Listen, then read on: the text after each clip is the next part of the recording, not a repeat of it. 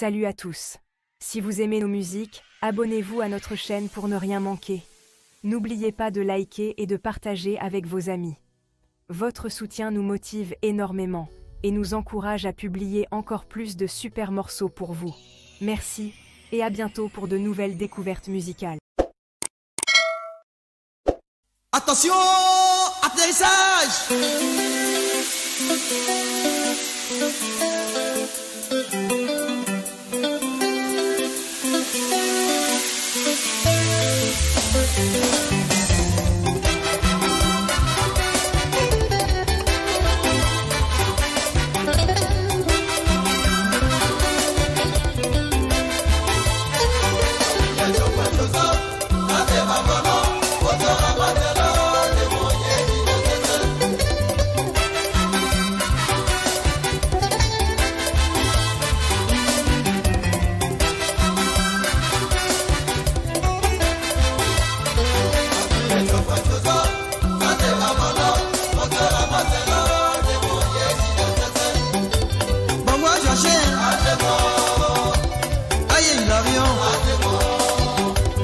Ici Léon,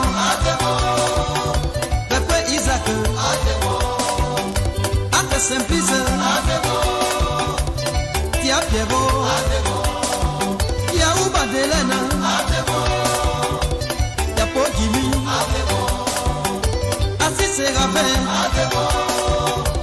Ate Hilarion, Tia Paris,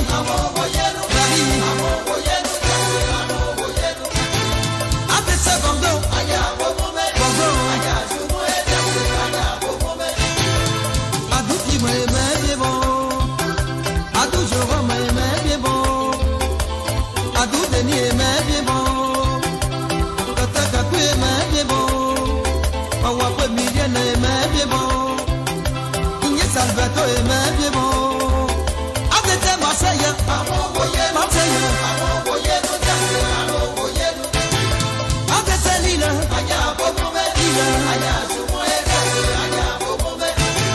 avec Silora et même bien bon. Ok Antoine, alors on bien bon. C'est qu'à Virginie, alors on bien bon. C'est qu'à Séraphin, alors on bien bon.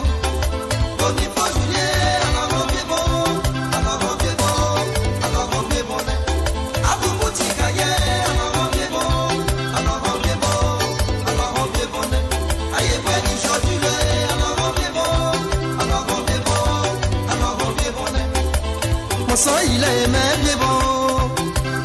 Inda Benay, alors on bien bon. Avec Joché, même bien bon. Bien on voyait nous dire, même on voyait nous. Coucher, mais on a des mains.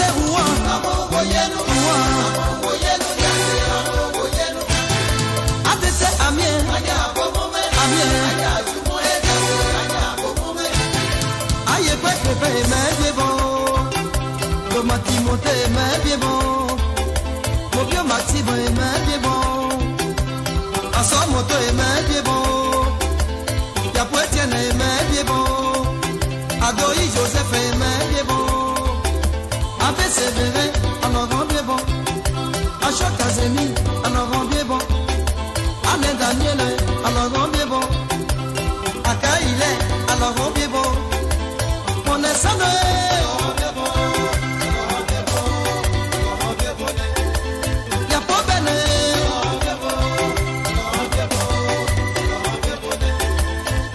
Benoît,